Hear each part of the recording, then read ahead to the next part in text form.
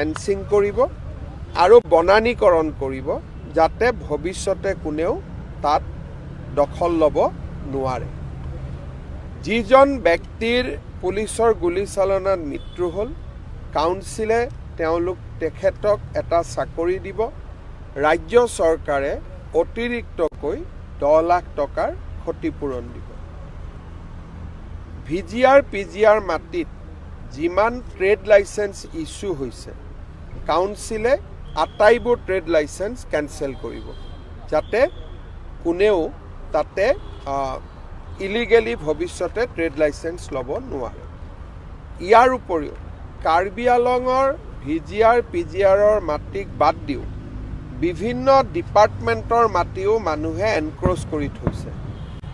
Irrigation, soil conservation ডিপাৰ্টমেণ্টৰ মাটিও এনক্ৰ'চ কৰি থৈছে। যিবিলাক ডিপাৰ্টমেণ্টৰ মাটি এনক্ৰ'চ হৈ আছে তাতে কাউন্সিলে এভিকশ্যন আৰম্ভ কৰিব। অহা 17 জানুৱাৰীত আমাৰ দ্বিতীয়লানি আলোচনা আৰম্ভ হ'ব। তেতিয়ালৈকে হাইকোৰ্টৰ পৰাও আমি এটা সুবিচাৰ পাম বুলি আশা কৰিছোঁ। এই আলোচনাখিনিৰ উপৰিও কাৰ্বি আংলঙৰ কাউন্সিলৰ কেইবাখনো rules, conduct of election rules, land alienation rules আদি বিভিন্ন ৰুলছ ৰাজ্য চৰকাৰৰ বিচাৰাধীন হৈ আছে। এই ৰুলছ আৰু আইনবিলাকো ৰাজ্য চৰকাৰে সোনকালে অনুমোদন দিয়াৰ ব্যৱস্থা কৰিব। আজি এই গোটেইখিনি আলোচনা হ'ল আৰু বহুখিনি কথা আলোচনা কৰিব বাকী আছে। 16 বা 17 জানুৱাৰীত আমাৰ দ্বিতীয়লানি আলোচনা আৰম্ভ হ'ব। চাওক, মই ইয়াতে তৃতীয় পক্ষ বা দ্বিতীয় পক্ষৰ কথা নকওঁ। এই গোটেই ঘটনাটোৰ লগত এইটো এনেকুৱা নহয় যে এইটো কিবা দুটা গোষ্ঠীৰ সংঘৰ্ষ। ইয়াৰ লগত বহুদিনীয়া অমীমাংসিত কিছু প্ৰশ্ন জড়িত হৈ আছিলে। যিকোনো কাৰণতে নহওক ঘটনাটো ঘটিলে আমাৰ উদ্দেশ্য হৈছে শান্তি ঘূৰাই অনা। সেইকাৰণে পুলিচেও যিজন জীৱন্তে জুইত অগ্নিদগ্ধ হৈ মৃত্যু হ'ল সেই কেছটো ৰাখিব। বাকী যি কেছ ৰেজিষ্টাৰ হৈছে পুলিচেও আমি জেনেৰেল এমনেষ্টি দি দিম যাতে আমাৰ মাজত কোনো ভুল বুজাবুজি নাথাকে।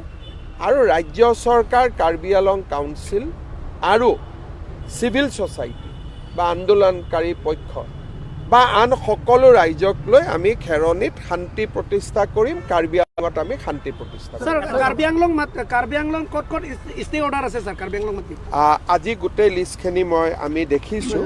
গতিকে কেছটো 5 জানুৱাৰীত আমি হাইকোৰ্টত যাম। কিন্তু ক'ত ষ্টে অৰ্ডাৰ আছে এই কথাটো আপোনালোকে কাউন্সিলৰ পৰা বুজিব। কিন্তু খেৰণিত ষ্টে অৰ্ডাৰ আছে।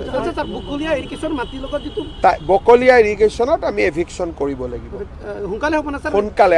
আজি সিদ্ধান্ত হৈছে যে বকলীয়া ইৰিগেশ্যনত আমি সোনকালে এভিকশ্যন কৰিব লাগে। Today the outcome was that we have decided to move jointly before Guwahati High Court so that the entire VGR PGR issue can be resolved immediately. We also decided to shift all offices from VGR PGR area. We have also decided to fence all the vacant land immediately and start a afforestation drive in the vacant area. We have also decided to cancel trade license which were illegally issued in last 5 years. We have also decided to start eviction processes against the people who occupied different government land, including the irrigation offices in Bokolia. So many decisions has been taken. We will provide a job to the victim family. We will withdraw police cases. Many decisions has been taken. And on 17 or 16 January, we will sit down again to resolve all other issues. So it was a fruitful discussion. According to me, the discussion is very good. For the first time, we come to know there is a issue with Karbi Anglong Council also. They have not filed the affidavit before High Court last 2 years. If they would have filed the affidavit, the matter could have been resolved by now.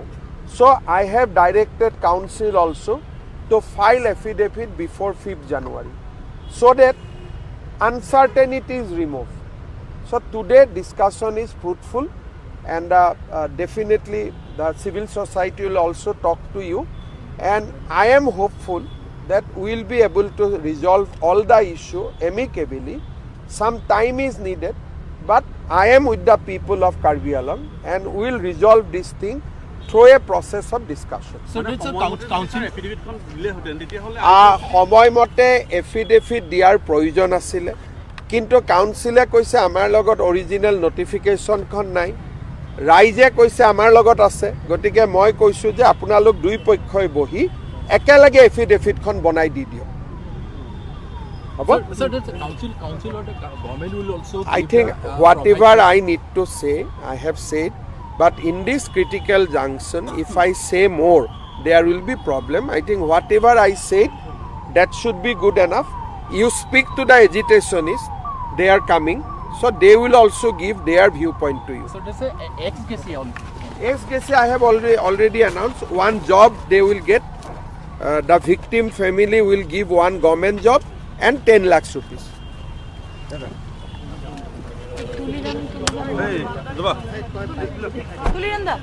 Tuliranda. 15 days. Lapendet kan isikiri kontrolam thi bangke VGR long banghala dak bangke nonomat eviction ke claim kan hadak bang notice pipon ko.